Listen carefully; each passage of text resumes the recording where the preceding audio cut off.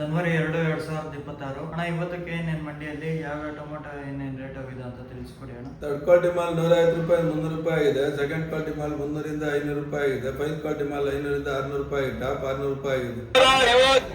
550 ರೂಪಾಯಿ, 560, 560, 70 ರೂಪಾಯಿ, 580,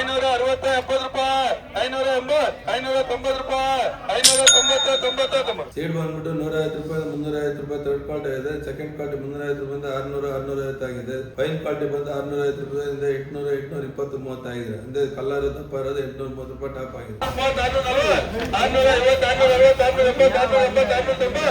780, 90 ರೂಪಾಯಿ, 800 ರೂಪಾಯಿ 10 ರೂಪಾಯಿ, 810, 20 ರೂಪಾಯಿ, 830,